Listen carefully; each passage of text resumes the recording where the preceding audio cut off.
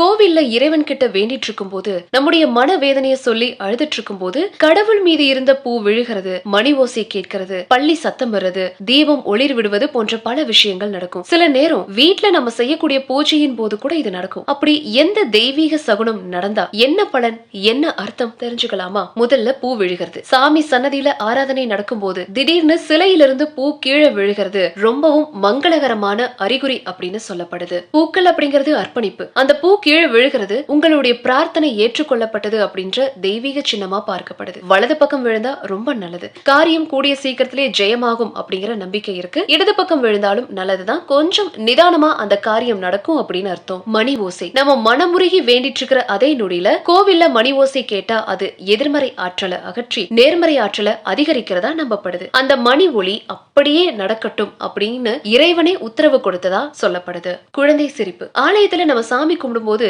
ஒரு பச்சிலம் குழந்தை உங்களை பார்த்து சிரிக்குதுன்னா அது மிக மிக நல்ல சகுனம் அப்படின்னு சொல்லப்படுது. இறைவனுடைய ஆசீர்வாதம் உங்க மேல விழுந்துருச்சு அப்படின்னு சொல்லப்படுது. தீப பிரகாசம், கர்ப்ப கிரகத்துல காற்றே இல்லாத சூழல்ல திடீர்னு தீபம் பளிச்சுன்னு அதிக ஒளியோட எரிஞ்சதுன்னா உங்க வேண்டுதல் ஏற்றுக்கொள்ளப்பட்டதற்கான அறிகுறி அப்படின்னு சொல்லப்படுது. வாழ்க்கை ஒளிமயமா மாறப்போகுது அப்படின்னு அர்த்தம். அடுத்து பள்ளி சத்தம், பூஜை அறையில அல்லது நல்ல காரியம் பேசுற டைம்ல பள்ளி சத்தமிட்டா, குறிப்பா கர்ப்ப கிரக திசையிலிருந்து சத்தம் கேட்டா உங்க வேண்டுதல் நடக்கும் அப்படின்னு நீங்க உறுதியாவே நம்பலாம். பள்ளி சத்தத்துடைய பலன் நாள், திசை, நேரம், எண்ணிக்கை இதை பொறுத்து மாறுபடும் அப்படின்னு சாஸ்திரங்களை சொன்னாலும் பொதுவா இது நல்ல அறிகுறியாவே பார்க்கப்படுது.